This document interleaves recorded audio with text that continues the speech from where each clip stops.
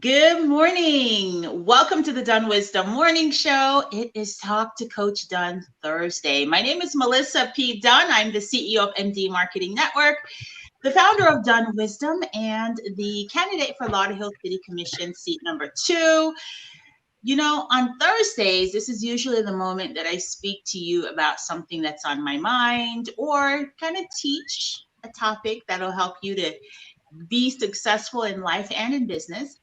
But something this whole week I've been dedicating to breast cancer awareness, and I've decided that this Talk to Coach Dunn episode is going to be about that same subject. So I have invited back Belinda from Gilda's Club of South Florida, and she has brought with her a cancer survivor and an educator and an activist who is going to speak to us about her journey. So, ladies, get ready for have a really interactive conversation, and gentlemen, bring your ladies to the computer or the phone or the TV and have them join the conversation as well. Good morning, ladies. Good Well, morning. hi, Melissa. Oh, I'm so grateful that you're able to join us today. I would like for you to introduce yourself. Belinda, will you say hi again to the community? Hi, folks. Again, Belinda Paulson with Gilda's Club South Florida, and also just here as a sister, a friend who is passionate about this topic and advocating for women for better health outcomes for our community. And so I was so glad to one of a very good friend and an activist and a voice for women and health issues, particularly women with breast cancer, women of color and breast cancer. Tanya Wilson is here. I'm going to let Tanya just tell us a little bit about herself, and then we'll take it from there. It's some ladies having a conversation, right, Melissa? Yes, yes, yes, for sure. Hey, Tanya, tell us about yourself. Hi, Melissa. Thank you for having me on your show. So, I am Tanya. I'm a professional urban planner here in South Florida. I've actually been with the public sector for over 20 years. So, I work as a planning director for the city of North Miami. On my downtime, though, I am a blogger, a professional blogger. So, I host a blog called Tanya the Mango Lady, where I share inspiration and really just life stories to impact and uplift others. One of those powerful life stories is how I survived my cancer journey. I am a breast cancer survivor. I like to say beyond survivor, I am a warrior. Yes, Yes. yes. When you're past survival and you're fighting, and you're not only fighting, but you're thriving and you're showing others that there's life beyond the cancer tragedy. There's life beyond that. So that's me, Mango Lady, professional, mother, Caribbean background. So I hail from Jamaica. So I've had quite a journey. I have quite a journey, not just from the Caribbean perspective, but living in America and experiencing what it feels like to overcome that type of affliction. Yeah, for sure, for sure. So you two started to connect because of your journey, and of course you were partnering with the Gilda's Club at that time. Gilda's Club was supporting you. No, Tanya actually told me, well, maybe you should look into a position at Gilda's Club because Tanya and I, yes. Ah, So Tanya and I, we knew each other and were friends while she was going through her cancer experience. I was not working at Gilda's Club. And when I started saying, I want to do something that's meaningful, impactful. I have this passion for always, I'm a startup person and expanding a program development. And there was a position at Gilda's Club, and we're talking about all my different options. And she said, I think you should go to Gilda's Club. And oh, so she was actually the push, and she said, I think you could do so many things there. And so, yes, so that's her connection with Gilda's Club. But I want Tanya to talk because one of the things is I want you to understand Tanya during her cancer journey, as she said, she's a mom and a young mom, and so Tanya worked in a way that in how to use her supports and use her strengths and her resources to make it through, and that's why I find her her story, her testimony is very empowering, because I think so many women could relate all the roles that you have to juggle through and still manage your care. Yes. Would you mind sharing your story with us, Tanya? Absolutely, absolutely. So my story really began 10 years ago. I was very young at the time when I was diagnosed. I mean, I still am very young, but very unusual at the time. I was only 32 years old. Oh, wow. Very healthy, had been a vegetarian my entire life, never smoked, never drank. So I really didn't fit the mold of what most people would believe would be someone that would be diagnosed with breast cancer. And I remember waking up that morning. You know, you have those bright South Florida mornings where you feel like, I'm going to slay dragons today. Today's going to be a good day. Slipped into the shower, started to go through my routine. And then I felt something, I felt something that was unusual in my breast. And I said, this may just be that time of the month. I kind of threw it to the back of my mind. And someone said to me, at least call your doctor and make sure that everything is okay. So I called my primary care doctor. We scheduled an appointment. When I went in and she did the exam, she said, you're kind of very young, but just as a precaution, we're going to send you in for screening. So I went in and I did the ultrasound.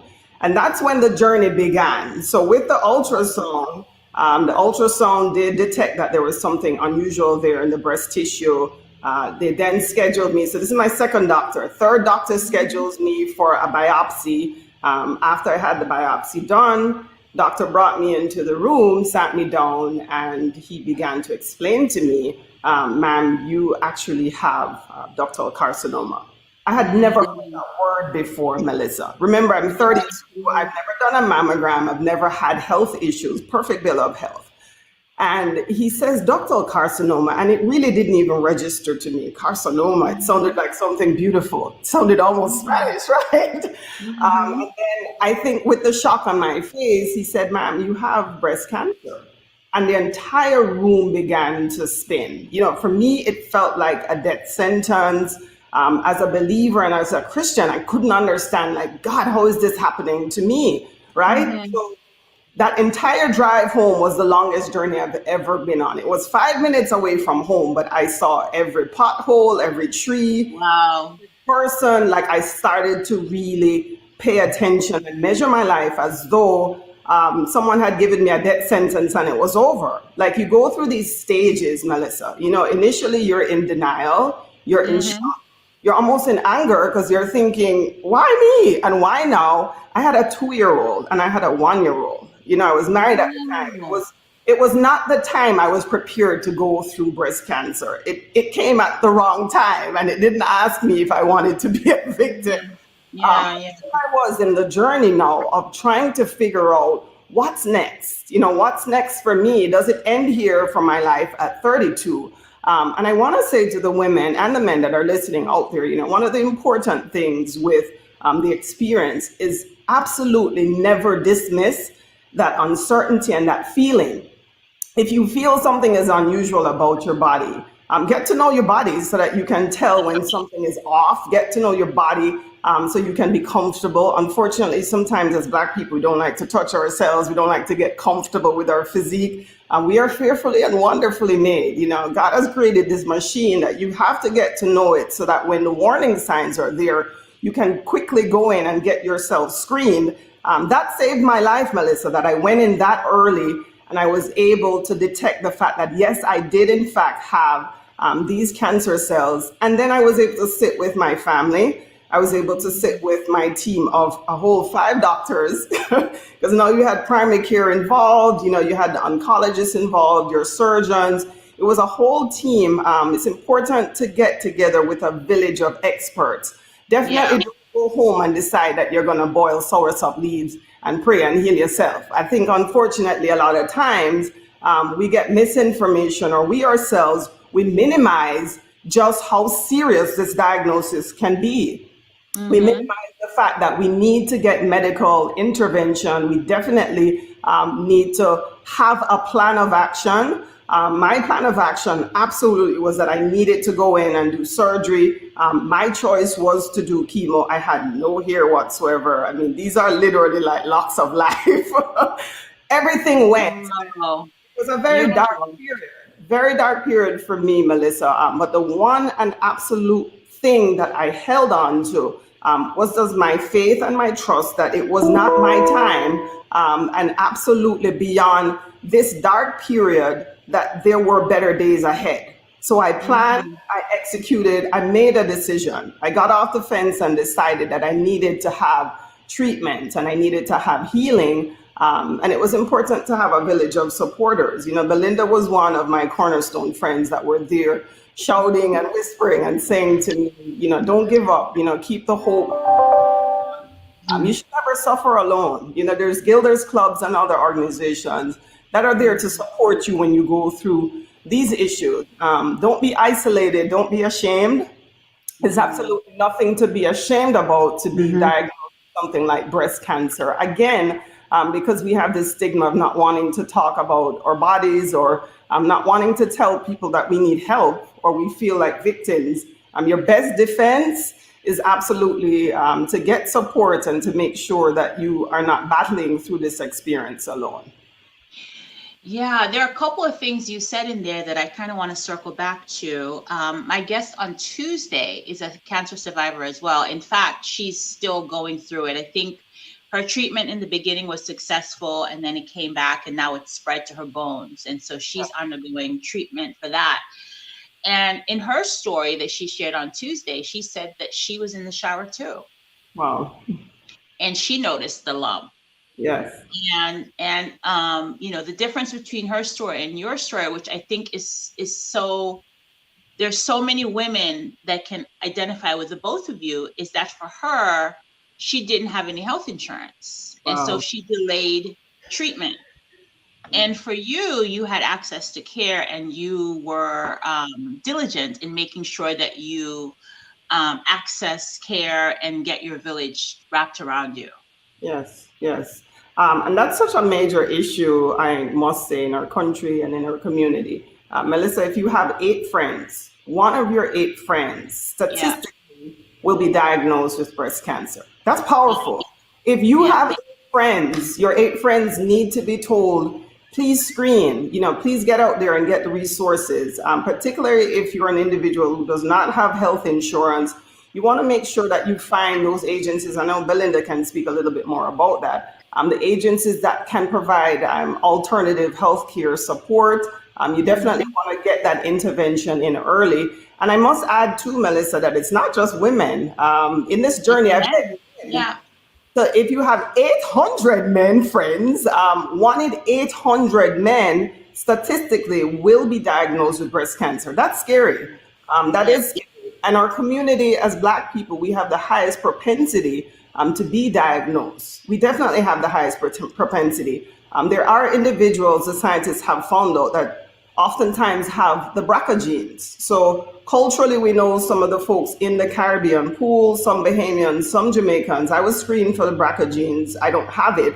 But there are individuals, if you have a family history, the statistic goes up for you, certainly and absolutely. You cannot ignore it. I think the best treatment you can give yourself is a self-exam at the first tier, and then certainly, you know, moving beyond that with your annual mammogram. But the doctors and the physicians and the experts will never know your body better than you do. So absolutely. Cannot emphasize, touch yourself. Absolutely. Let me bring in the audience. And then I want to kind of go back to a couple of the points that you make, which I think are good. So good morning, Mrs. Lopez. Thank you for joining us. Hey, Darrell Mitchell. Good morning to you too, lovely lady. Thank you for joining us. Joy, thank you so much. Joy is acknowledging that you are such a God-blessed and strong woman, Tanya. Amen. And Tracy is watching from YouTube this morning. Good morning to you, Tracy. All right. She says, that's so true. I myself have been to the gynecologist or the doctor because I didn't get sick. Yeah, that's true. You got to know your body. You've got to really kind of, you know, tune in with that. And she also goes on to say, I must also go get screening because I have insurance. My primary doctor also said go every year, even if you're not sick, go get checked out. And that's so important. Mm-hmm. And you Absolutely. actually bring up a point that I want to circle back to, this idea about, well, I want us to touch on 3 points before we end the show. First is the idea of access to services. So Gilda's Club, I know, is partnering with Black Girls Run to create 2 opportunities. Do you want to talk a little bit about that, Belinda? Sure. On this Saturday, on October 17th, we are going to have an educational series where we have doctors who are oncologists who will come on, as well as an APRN, to give a presentation. The education is important, right? We need to get the information out into the community. But after you get information, you also need to be able to reduce those barriers to access. So we're offering those who qualify free mammogram screenings. We partnered with Florida mobile mammography van. And we will be out in the community offering those screenings. So we can put that information up. But it's important to remember that, as Tanya said, you know, one of the things I get inspired. Could you tell me the date again? October 7th. No, this weekend, the 17th. Oh, the members 26th. Yes. We have 2 locations. We have the Ambassador Seventh-day Adventist Church. You have the links already, Melissa? Yeah. Okay. 26th and 28th, right? Yes, correct. Okay. So we have them at those 2 locations. One of the things Tanya was saying, I want people to really grasp, because sometimes there might be barriers, but being able to advocate and not hear no, and not hear you're either too young, or you're too young. Maybe you know, maybe you got a lot of stress and you're just, you know, if you know, or if something doesn't feel right, you know, sometimes well-meaning individuals, and I've heard this story where it's even family and friends who'll say, you're too young, or it's in your head, or, oh, it's probably just, you know, something lumpy, or your fatty tissue. You know, I've heard, if you advocating for yourself, going through that step, and if you hear no from one person, or you don't feel listened to for another person, there will be somebody that listens to you, and keep fighting until you get that place. That's such a good point, being an advocate for yourself and for your own body. So the other thing I want to talk about too, which is something I think that Belinda, you and I have in common. So I shared when you were on the show on Monday that I had a friend that also had ductal carcinoma, and she was also in her 30s. Wow. And her outcome wasn't successful, but what, you know, I think supporting a friend through this journey, supporting a loved one through this journey,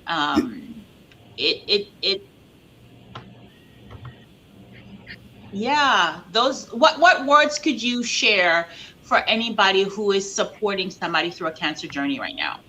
Oh, I'm so glad that you mentioned that, Melissa. I think oftentimes people will play the victim role with you. Going through the cancer experience, you know, they may come over as well-intentioned, but they give you a pity party, and it's almost like a preparation for your funeral. I just want to encourage people, when you visit, you know, when you come over, keep it real and keep it light.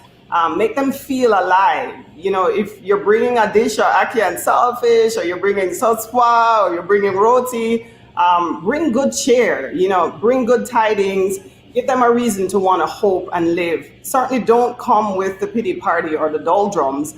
Give them a scripture, give them a song, dance with them. You know, we're still alive. Because you're diagnosed doesn't mean you're preparing to die. On the contrary, you're preparing to live, and you're preparing to fight.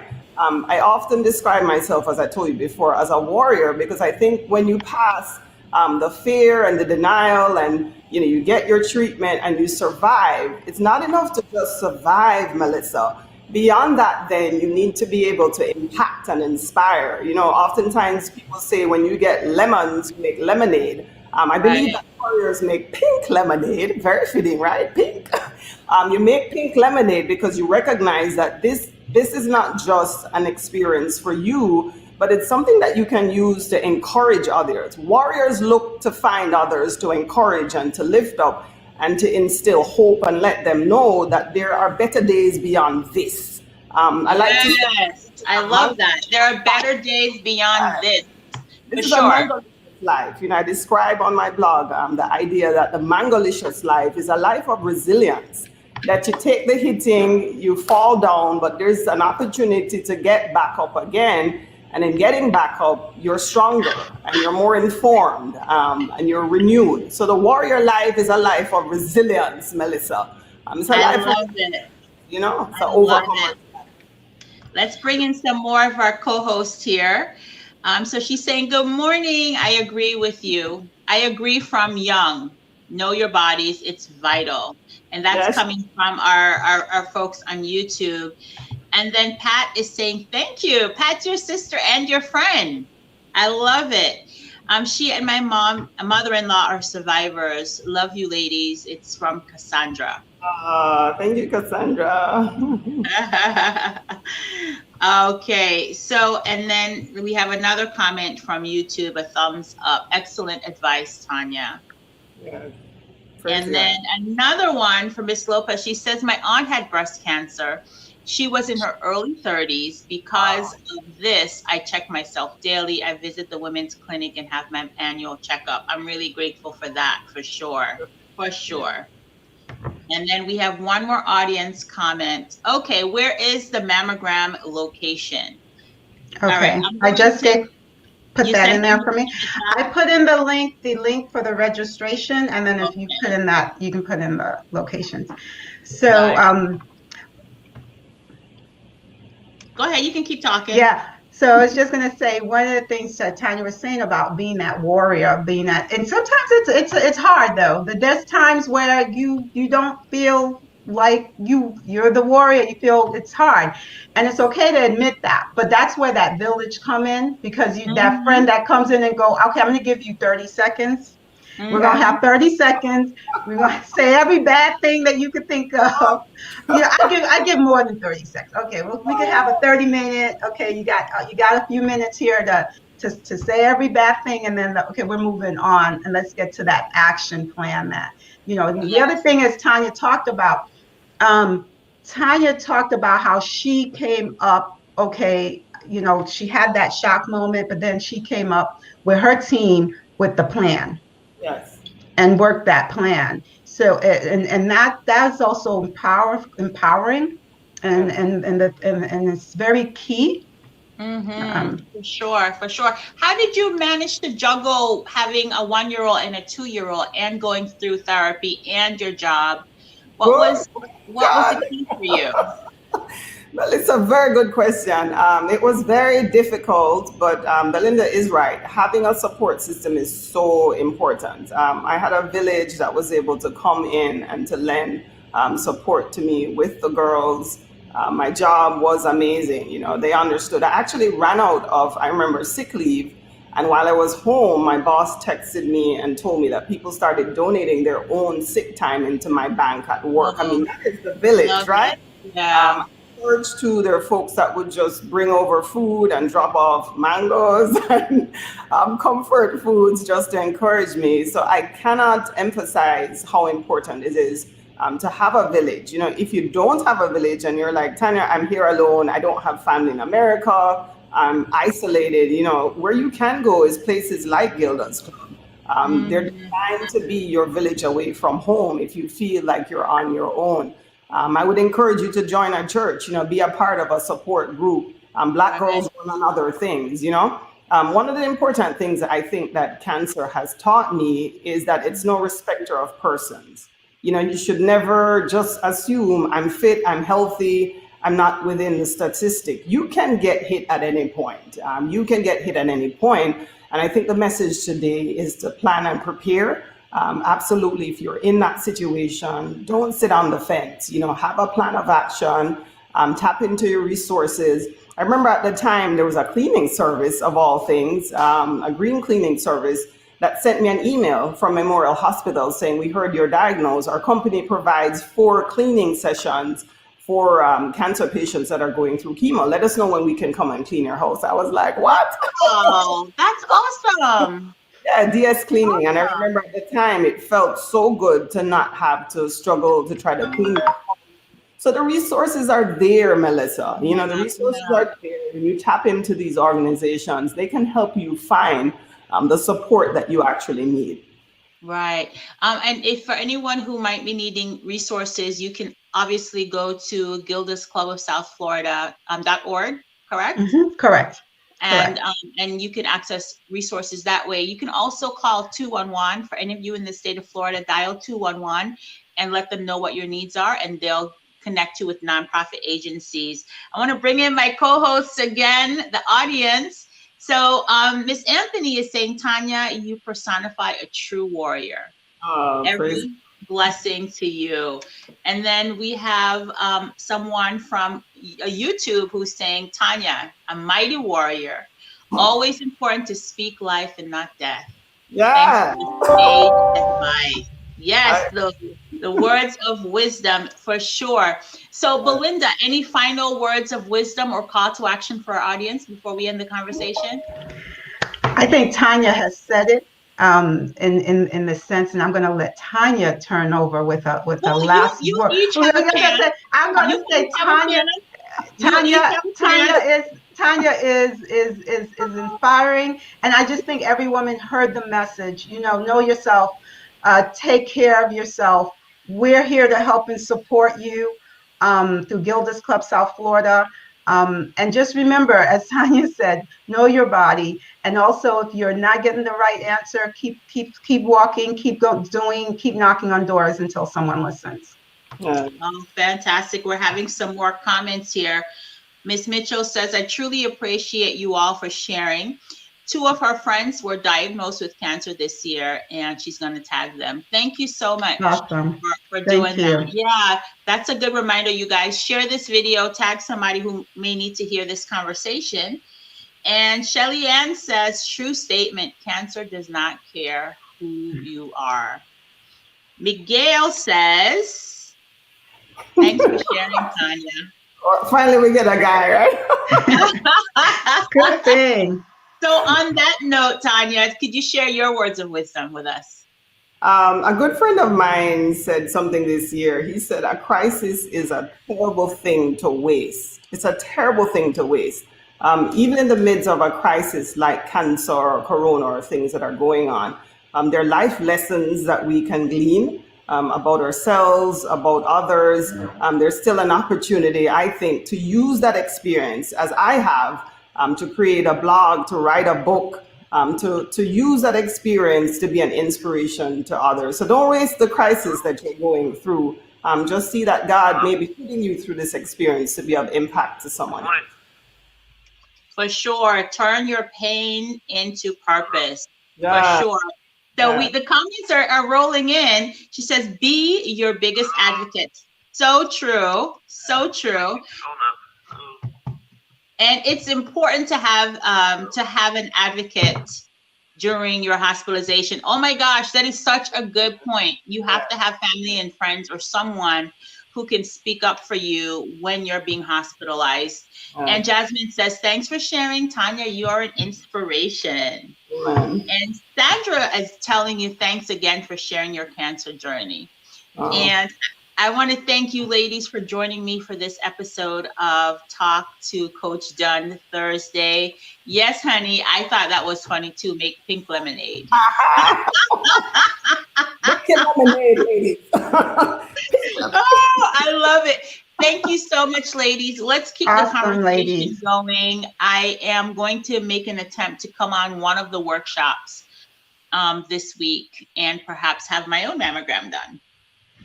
Awesome. Thank you. Be well. It's always good to see you.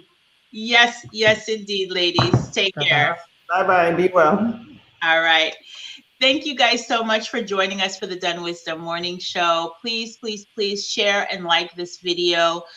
Send the link to someone who you know that may need to hear this message. We have placed in the comment section the links to register for those 2 workshops with Black Girls Run on October 17th and 18th. Remember, if you attend that workshop, any one of the 2, you'll get a $10 gift card for a healthy meal, and you'll also have the opportunity to get a free mammogram if you're over 40 and uninsured. Thank you so much for joining us. I appreciate you. Thank you so much. Remember, be kind and loving to yourself. I'll see you tomorrow. We're spotlighting another Lauderhill business. We're going to be at Jerk Machine on location, y'all. See you tomorrow. Be well.